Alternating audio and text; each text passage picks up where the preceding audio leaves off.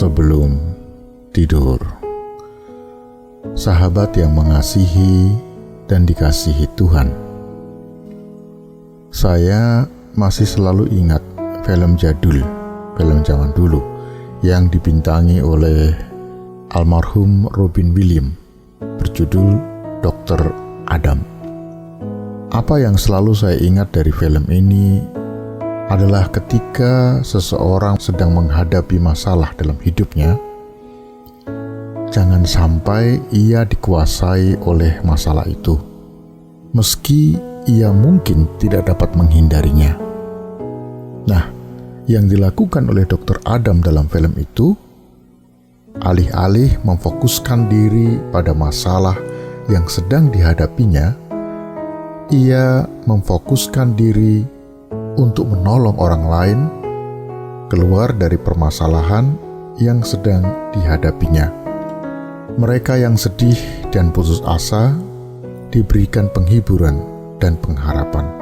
Mereka yang takut, yang cemas, diberikan keberanian untuk terus menjalani kehidupan dengan rasa humor, untuk melupakan sejenak apa yang sedang mereka alami. Sahabatku, ketika merenungkan kembali film jadul ini, saya jadi teringat pada cerita tentang seorang tokoh spiritual yang bernama Robert Schuller. Sebagaimana diceritakan oleh anaknya, suatu hari Robert sedang dirawat di salah satu rumah sakit di Amsterdam. Kenapa? Karena ia mengalami pendarahan otak. Saat ia telah sadarkan diri, usai menjalani operasi pendarahan otak, ia tidak menanyakan masalah penyakitnya kepada dokter yang menanganinya. Malahan menjulurkan tangannya, lalu mulai mendoakan kesehatan dokter tersebut, juga keluarganya dan pekerjaannya. Luar biasa, bukan? Di tengah-tengah penderitaannya yang berat, Robert masih ingin untuk mendoakan orang lain. Ia masih peduli pada orang lain. Kisah Robert ini mengingatkan kita pada kisah Rasul Paulus. Ketika ia menuliskan suratnya kepada jemaat di kota Filipi, ia sebenarnya sedang berada di penjara karena memberitakan kabar baik. Tentu keadaan di dalam penjara sangat memprihatinkan, terlebih lagi pada zaman dahulu. Namun Paulus tidak dikuasai oleh penderitaan yang sedang dialaminya. Dan dia juga tidak mengasihani diri sendiri. Sebaliknya, ia justru menguatkan jemaat Filipi dengan mendorong mereka untuk tetap bersukacita. Padahal seharusnya jemaat Filipi lah yang menguatkan dan menghibur Paulus agar ia tetap tegar menghadapi hukumannya di penjara dan agar tetap bersukacita dalam Tuhan. Namun sahabatku, yang terjadi justru sebaliknya. Rasul Paulus yang menguatkan dan menghibur jemaat di Filipi dengan mengingatkan mereka agar tetap bersukacita di dalam Tuhan. Seperti yang tertulis dalam kitab Filipi pasal 4 ayat 4. Bersukacitalah senantiasa dalam Tuhan.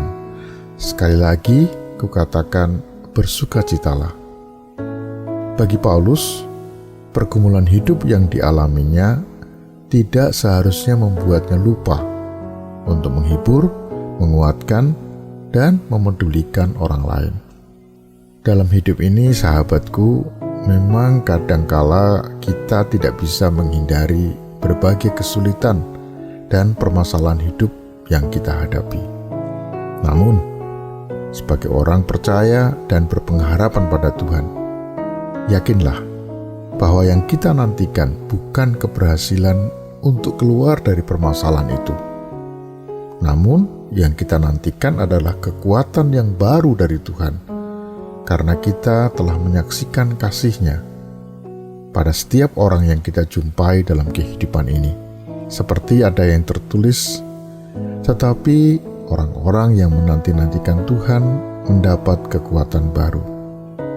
Sahabatku, bintang film kondang Robin Williams dalam filmnya Dr. Adam yang tadi saya sebutkan telah menggambarkan dengan sangat apik, dengan sangat bagus bagaimana seseorang dapat keluar dari permasalahannya dan bahkan dapat bangkit kembali untuk meraih kesuksesan atau keberhasilan hidupnya dengan melakukan kepedulian pada orang lain dan mengasihi mereka yang lemah serta membutuhkan pertolongan. Mari kita berdoa. Kesempatan untuk peduli dan menolong mereka yang lemah ternyata menggerakkan Tuhan untuk memberikan kekuatan baru dalam hidup kami. Karena itu ya Tuhan, ajari kami untuk peduli pada orang-orang di sekitar kami yang membutuhkan uluran tangan-Mu. Amin. Subscribe channel ini untuk renungan selanjutnya. Dan bagikan video ini agar Anda menjadi saluran berkat. Tuhan memberkati.